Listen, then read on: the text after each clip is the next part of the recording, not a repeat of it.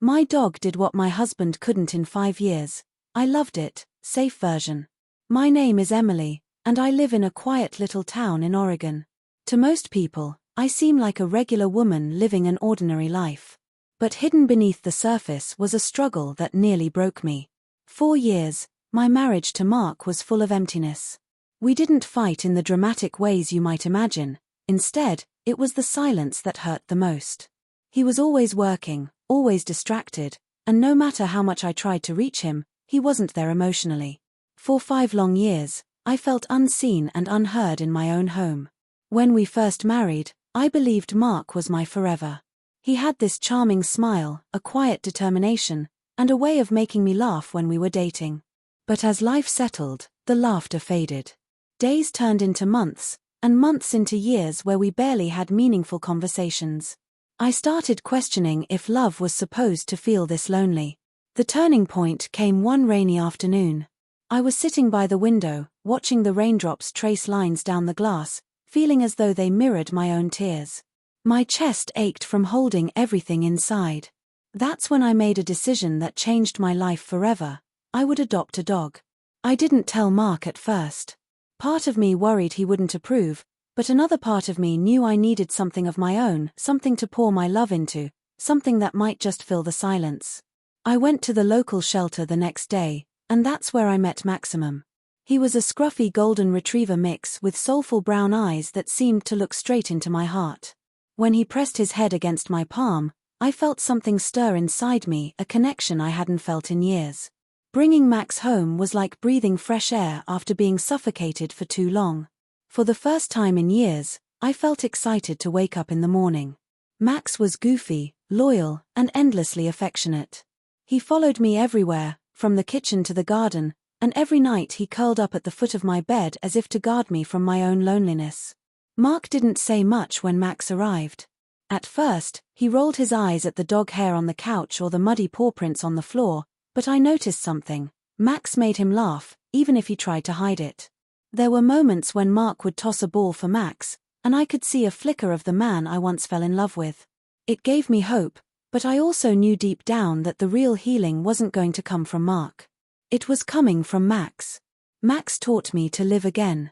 Every morning, he would nudge me awake with his cold nose, wagging his tail with pure excitement for a new day.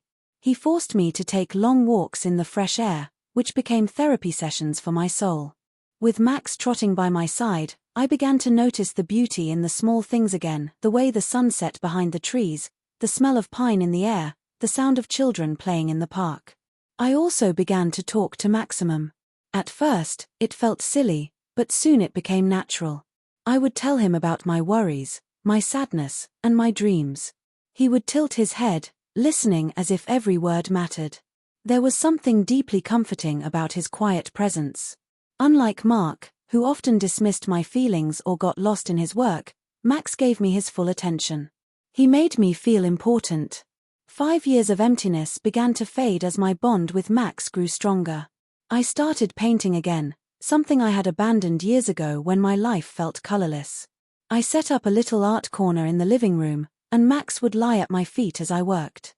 My canvases became filled with vibrant landscapes, portraits, and even whimsical drawings of Max himself. For the first time in a long time, I felt proud of myself. The change in me didn't go unnoticed. Friends began to comment on how much happier I seemed. My sister told me that my smile looked real again. Even Mark, though he would never say it out loud, seemed to sense the difference. He spent more time at home, and though we still struggled to connect deeply, the atmosphere in our house was lighter because of Max. There was one moment that sealed everything for me. One evening, after a particularly hard day, I sat on the couch with tears streaming down my face. I felt overwhelmed by the years of unspoken pain. Without hesitation, Max climbed onto the couch, pressed his warm body against me, and rested his head on my shoulder. His steady heartbeat against mine was the comfort I had longed for.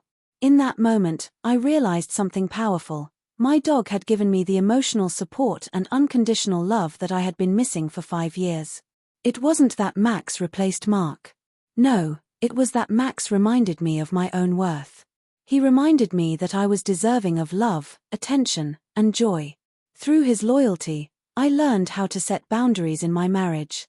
I started speaking up more, letting Mark know when I felt ignored, and slowly, he began to listen. Our marriage didn't magically transform, but with Max by my side, I no longer felt powerless. 5 years of silence had taught me despair, but 5 months with Max taught me hope. Today, I can say with certainty that bringing Max into my life was the best decision I ever made. He didn't just fill the void my husband left, he showed me how to heal it. He gave me back my laughter, my passions, and my courage.